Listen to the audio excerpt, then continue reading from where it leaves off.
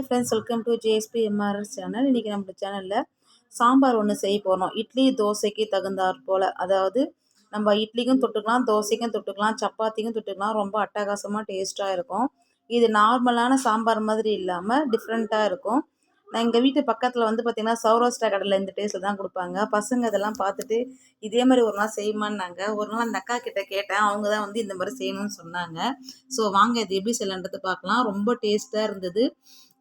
புதுசாகவும் இருந்தது நாங்கள் சாப்பிட்டது. ஆனால் உண்மையாக பிடிச்சிருந்தது. எல்லாருக்குமே நல்லா டேஸ்ட்டாக இருந்தது. சாப்பிட்டோம் நாங்கள் எல்லாருமே.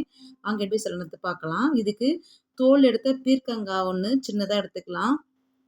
வெங்காயம் 4, தக்காளி 4, 4 பச்சை மிளகா, துவரம்பருப்பு, சிறுபருப்பு, கத்திரிக்காய் ஒன்று சின்னதாக போட்டுக்கணும். இது எல்லாமே நம்ம குக்கரில் போட்டு வேக வச்சுக்கலாம். கூடவே வந்து பார்த்திங்கன்னா தோலோடு இருக்கிற பூண்டு ஒரு 10 பல் போடணும். இதுதான் ஹைலைட்டு, டேஸ்ட்டு கொடுக்கும்.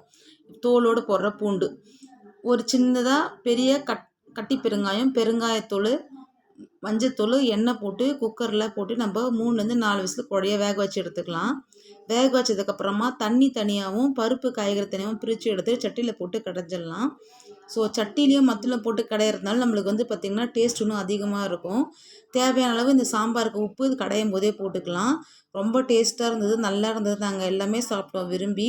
இட்லி தோசைக்கும் சூப்பராக இருந்தது, சப்பாத்திக்கும் நல்லா இருந்தது. நாங்கள் செஞ்சு சாப்பிட்டு பார்த்துட்டோம். ஸோ நான் வீடியோவில் வந்து இட்லி மட்டும்தான் கட்டிருக்கேன். உங்களுக்கு எது பிடிக்குதோ அதை செஞ்சு சாப்பிட்டு பாருங்கள். ஒரு வித்தியாசமாக இருந்தது. நார்மலாக சாப்பிட்ற சாம்பார் சட்னி மாதிரி இல்லாமல் இது ஒரு டிஃப்ரெண்ட்டாக இருந்தது.